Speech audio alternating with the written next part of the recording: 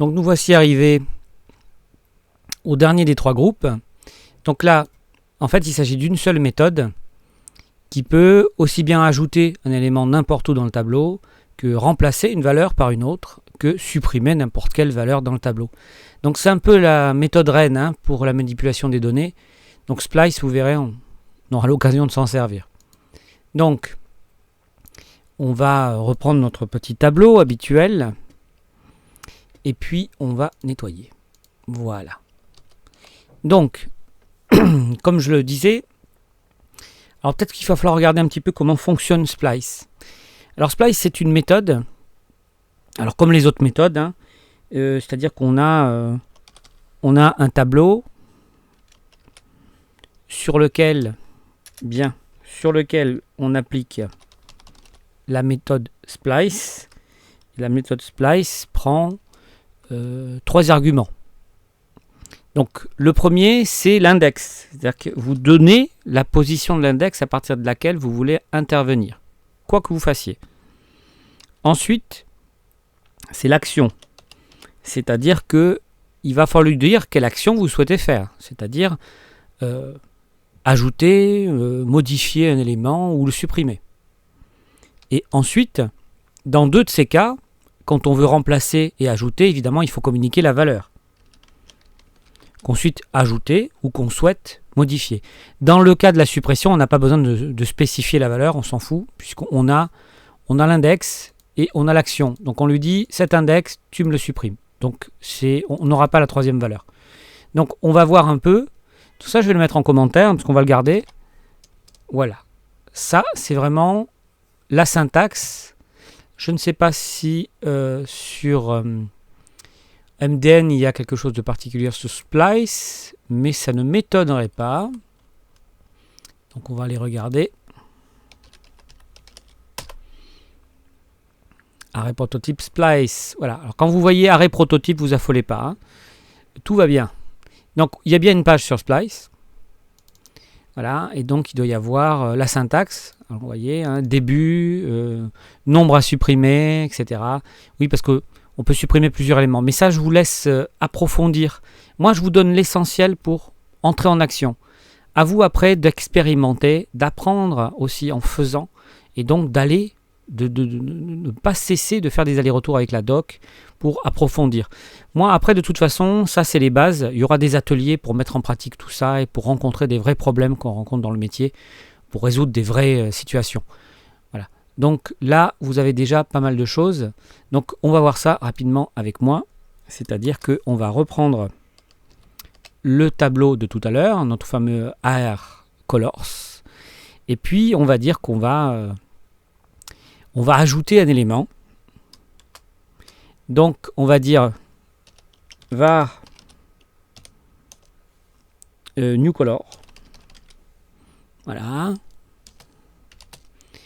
Et on va faire, on reprend le nom du tableau toujours, ça ne change pas, puisqu'on applique cette méthode sur ce tableau. Donc le tableau, suivi de sa méthode, donc là c'est Splice.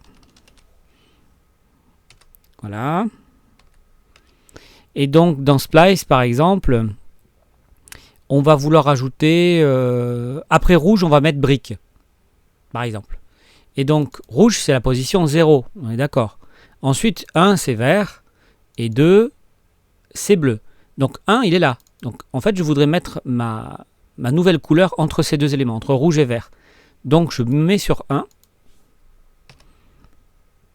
Voilà. Ensuite je lui dis que je veux ajouter un élément, donc ajouter c'est avec un 0. Et je lui donne la valeur que je veux ajouter. Donc ici c'est brique. Voilà. On va quand même se faire un console log. Sinon on ne verra pas grand chose. Là. Art Colors. Voilà, c'est parti. Donc, on voit bien qu'est-ce qui s'est passé. On va le déplier.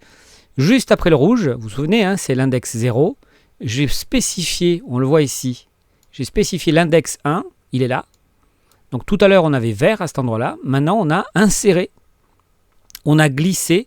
Parce que splice, en anglais, je crois que ça veut dire l'épissure. Alors, l'épissure, ça a l'air d'un mot barbare. C'est un terme, je crois, pour les nœuds de marine. c'est l'endroit où il y a le nœud en fait. C'est l'endroit où on colle deux cordes par un nœud. Donc, oulala, disons plutôt jointure ou collage pour nous. C'est beaucoup plus simple à retenir. Splice, en fait, ça permet de coller. C'est-à-dire que c'est comme un peu comme les anciennes pellicules pour le cinéma. En fait, on coupait entre deux images, on collait une nouvelle, on insérait une nouvelle ou une série d'images et on recollait avec une sorte de scotch. Mais c'est un peu ça que fait Splice, en fait. Il va insérer un élément entre deux autres et il va le recoller. Et le recoller, on le voit bien, automatiquement, notre index s'est recalculé. Il n'a pas fait 0, 1, 1. Il a fait 0, 1, 2, 3. Automatiquement, il s'est recalculé. Donc ça, c'est vachement intéressant.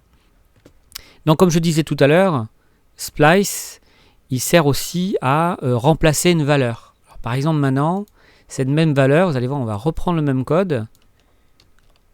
Voilà, et je veux remplacer brique par, je sais pas moi, une autre couleur. Qu'est-ce qu'on pourrait mettre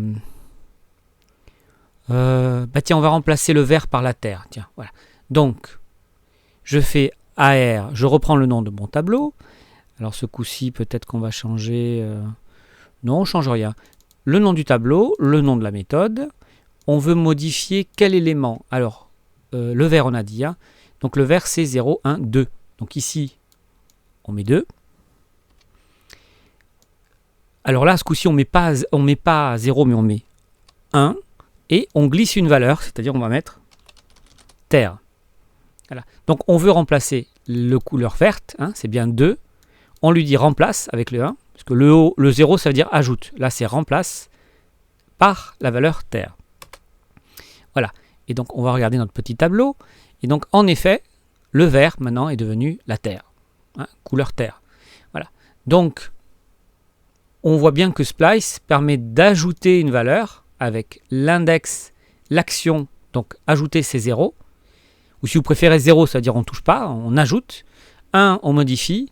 Et puis maintenant, on va supprimer un élément. Vous allez voir, c'est toujours aussi facile.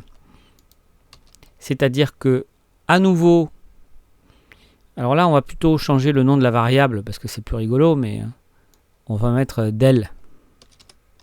Delete pour les amateurs de Doctor Who. Alors, le tableau sur lequel j'applique la méthode Splice, on va supprimer quel élément on va supprimer le bleu par exemple. Alors le bleu c'est 0, 1, 2, 3, hein, on est d'accord.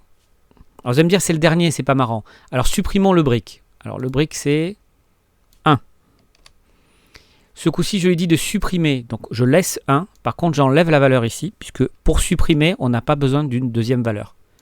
Donc ça c'est vraiment la configuration pour supprimer. Donc on applique. Et donc ce coup-ci, on le voit bien à notre tableau. Voilà. Hein, par rapport à celui du dessus, brique a disparu. C'est bien ce qu'on lui a dit. L'index 1, l'action supprimée, pas de valeur derrière. Tu me supprimes brique. Et automatiquement, toujours, l'index se recalcule. Vous n'avez rien à faire. Ça, c'est merveilleux. Moi, j'ai connu d'autres langages, donc c'est merveilleux. Et voilà. Voilà pour le dernier. Enfin, c'est pas un groupe, c'est Splice. La souplesse de Splice permet vraiment de pouvoir intervenir comme on veut. Du moment qu'on retienne bien la façon d'écrire Splice, c'est-à-dire l'index à partir duquel je veux intervenir ou sur lequel je veux intervenir, l'action, donc l'action 0 ajouter, 1 remplacer quand il y a une valeur, 1 sans remplacer, c'est supprimer. Et puis la valeur quand c'est nécessaire. Voilà, c'est tout pour Splice. Si vous avez aimé, mettez un pouce bleu, partagez, commentez, mais surtout abonnez-vous. Vous serez alerté des nouveautés et quand il y aura assez d'abonnés, il y aura des bonus.